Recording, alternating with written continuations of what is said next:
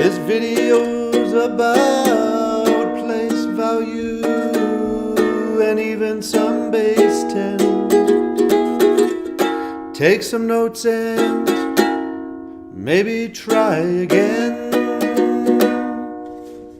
All right, that feels better. That's a typical Mr. Paul video. So place value. This is going to be a really quick review of what we went over in class for everybody. If you understand this, you can feel free to stop it. If it serves you, then keep watching. So very first thing is these are the main place values we need to be concerned with. You'll notice that we've got this beautiful triangle formulation. That's the law of math. Remember, math can't break the laws, otherwise things don't work. They don't explain phenomenon. So we're going to start at the top when I have 1, 2 decimal places. This is in the hundredths. 1 place over, this is the tenths. The 10th spot. Notice how I don't have a 0 here, right? Because once we get below 1, we're now in parts of numbers, fractions of numbers. 0.1 of a number is 10% of a number. So the next thing up, 1.0, this is the ones, things you count. 1, 2, 3, 4, 5. That's 5 ones. I don't have a 10 yet. Once we get to tens, now remember the 0 is not actually a viable number in this. All it says is that you have no ones and one group of 10. Just like this, I have no ones, I have no tens, I have one group of 100. So this is the hundredths. Remember, is less than 1, eds is more. So this is thousands, thousands, great spelling, 10,000s, 100,000s. These are loud marker. And finally, 1 million, millions. The other thing we started to look at is some of the underlying theory behind this that many of you haven't had in the past. So it's really important you start to see that. This is the structure of all of our current math, the Arabic math that hopefully you guys researched when you looked at the why 0 is so important. When I have 10 in exponents, that's 10 to the power of 1. As I go down, 100 is 10 to the power of 2. Next one, 3. Just going to follow the pattern. 100,000s is 10 to the 5. Millions is 10 to the 6. I have one group up to hundreds, one group up to 100,000s, and now I have my millions. These numbers correspond to how many tens it takes to make that number. So if I start with 1, let's start with 1. I'm going to start with 1. Actually, let's do it right here. If I times that by 10, what do I get? That's one group of 10. I'm going to get 10. And the easiest way to do this multiplication is, remember, we talked about this whole idea of the placeholders. Don't have to worry too much about placeholders when we're actually doing the multiplication. So if I cover that 1 up, I get 1 times 1. Well, that's 1. And how many zeros? How many placeholders? I have 1 placeholder, so I add 1 0. When we start looking at hundreds, hundreds is 10 times 10. 10 squared is 10 times 10. Let's see if it works. Okay? I can hide my placeholders. 1 times 1 is 1.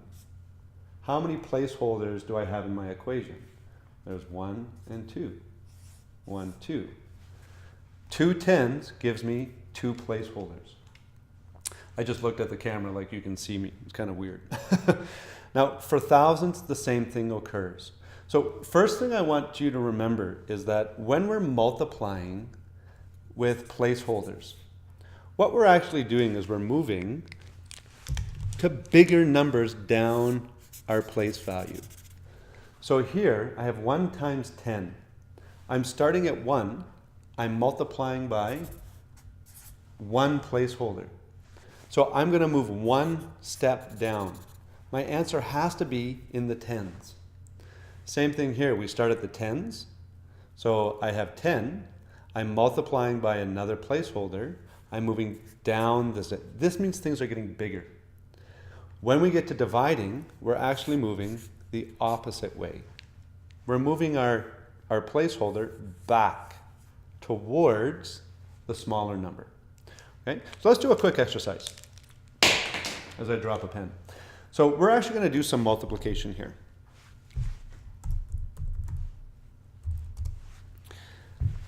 Let's take the number 19. We're going to times that by 1. We're going to times it by 10. We're going to times it by 1,000. And then we're going to times it by 1,000,000. Now these numbers are really simple. They're all ones. I could just as easily put a 2 or a 3 in front of these. 19 times 1, it's one group of 19. I get 19. If I have 19 times 10, remember, it's just a placeholder. That 10, we can actually hide it. We can expunge that 0 for a while. 19, oh look, 19 times 1, 19 times, do you notice how they're all the same problem? As soon as I have zeros in an equation, the math doesn't change. But 19 times 10, how many zeros did I cover up? 1. I put 1 in the 0. I hide my zeros. 19 times 1, 19. How many zeros did I cover up? 3. How many zeros are going to be in this one? 1, 2, 3, 4, 5, 6. So I can write down 19, 1, 2, 3, 4, 5, 6. Let's make one a little more complicated. Let's jump over here in a different color. You may want to take these down as notes too. Let's go 14 times 20. Think about it. 14 times 20. Placeholder I don't even need to consider right now. What is 14 times 2? 14 times 2, I know in my head, is 28. If you have to stop and think about it, no worries. 28. Now, I know 14 times 2 is 28, but I have, this is actually by 20, so I have to add my placeholder. The answer is 280. So here's my challenge for you. 1,400 times 2,000. Try it.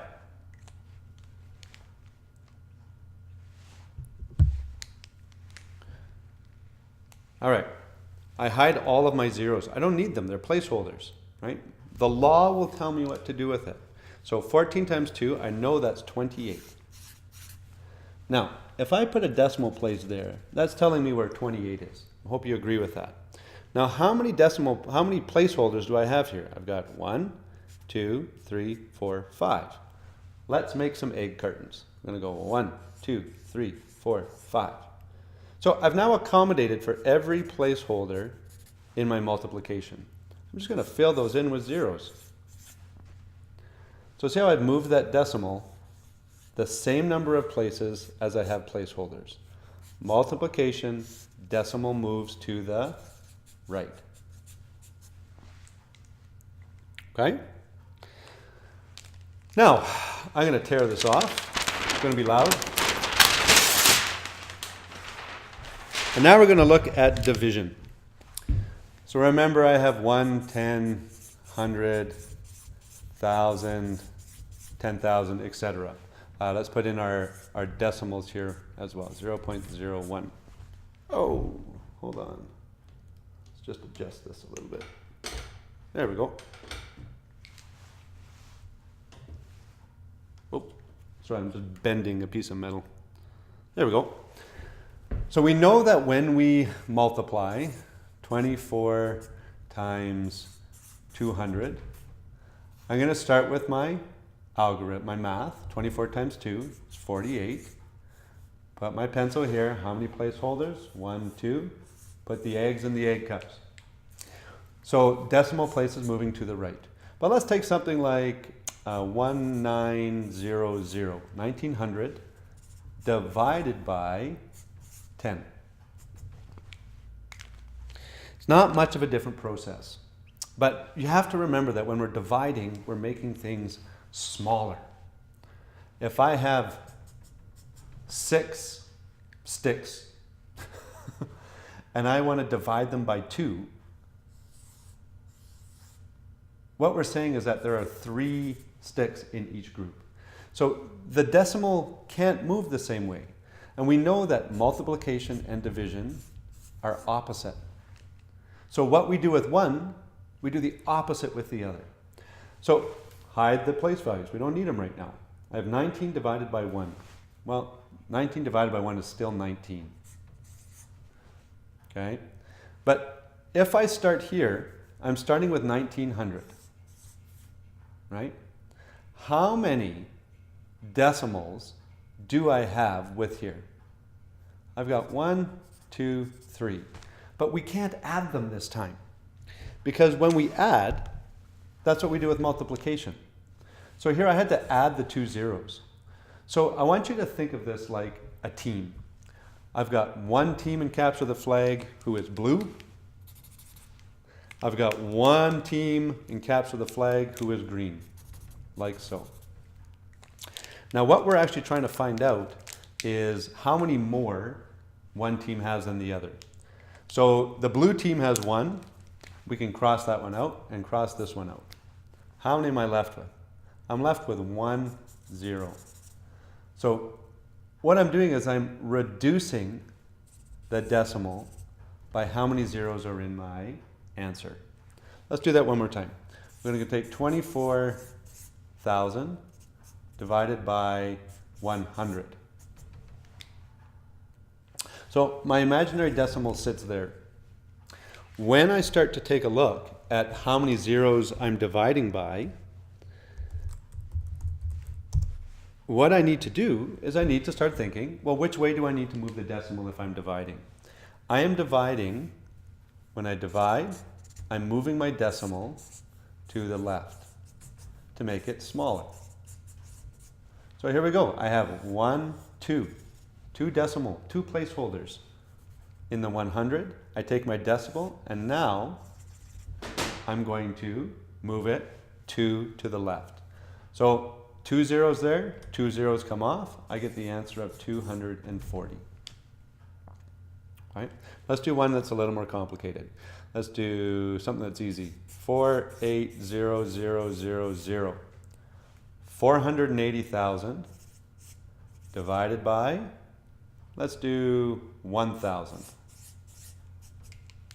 going to give you a moment, see if you can do that. Now we're just at 12 minutes here, so I'm going to wrap this up fairly quickly. You look at this and you go, well, I got a lot of placeholders here. I'm breaking this into this many. Actually, let's change that. Let's make that 2,000. Let's make it a little more interesting. Divided by 2,000. Well, if I look here, I've got 1, 2, 3 placeholders. I'm dividing. I need to move that 3 placeholders back.